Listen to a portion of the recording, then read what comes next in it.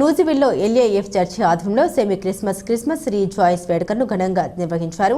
ఈ సందర్భంగా ఏర్పాటు చేసిన వేడుకల్లో love in action fellowship church Bethesda integrated పాఠశాల వ్యవస్థాపకులు అంతర్జాతీయ సువార్థికులు బండి ఐజక్ క్రిస్మస్ సందేశం ఇచ్చారు.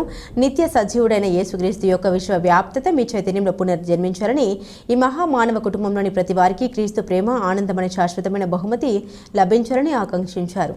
యేసుక్రీస్తు సర్వ మానవాళి పాపాలను హరించడానికి ఈ లోకంలో జన్మించారని, ఆయన మన పాపాల ప్రక్షాళన కోసం 40 రోజులు అనేక శ్రమలు అనుభవించి పవిత్ర శిలువపై కొట్టబడి మృతి చెంది తిరిగి 3వ రోజున లేచి మరణాన్ని జయించాడన్నారు.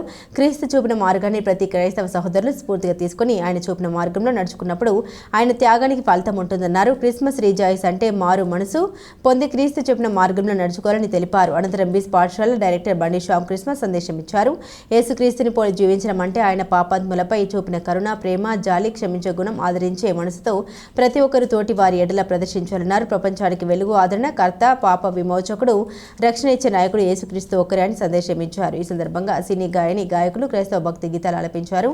ఈ క్రిస్మస్ రీ జాయ్స్ వేడుకలో సుమారు 7,000 మందికి పైగా క్రైస్తవ సహోదరులు పాల్గొన్నారు.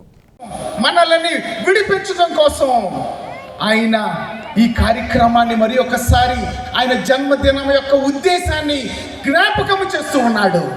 ఎందుకు చెప్తున్నానంటే ప్రియమైన సహోదరి సహోదరులారా, ఒక్క విషయం, దేవుడు ఆశ్చర్యకరుడు, సృష్టికర్తనటువంటి దేవుడు, చనిపోయిన వారిని తిరిగి లేపినటువంటి దేవుడు,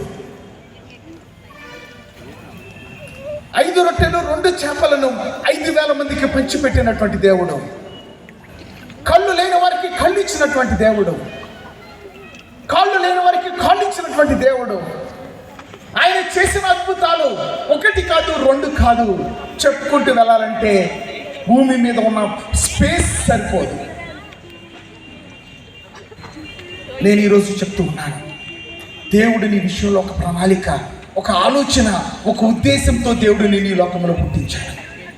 నిన్ను బట్టి, నీ జీవితాన్ని బట్టి, నీ యొక్క మాటలను బట్టి, నీ కుటుంబాన్ని బట్టి, నీ బిడ్డలను బట్టి దేవుని యొక్క నామము మహిమపరచబడాలని ఉన్నది.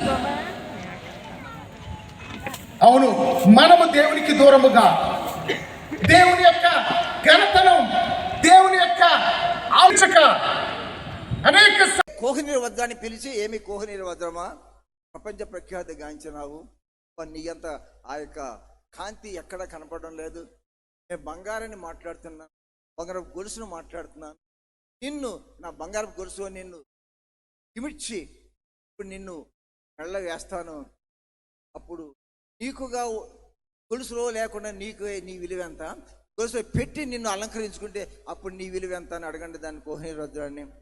You are great among the world. సృష్టితమైన సమస్తమైన వాటిలో మానవుడా నువ్వు గొప్ప, నీకు మించిన గొప్పది లోకంలో ఏదీ లేదు. You are the great and great. వినపట్లేదు.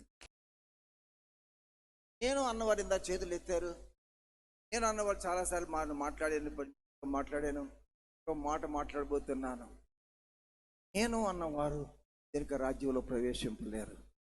దేవుని రాజ్యంలో ప్రవేశించు అనుకున్నట్లయితే నీవు ఉండాలి, నీలో నీవు ఉండకూడదు.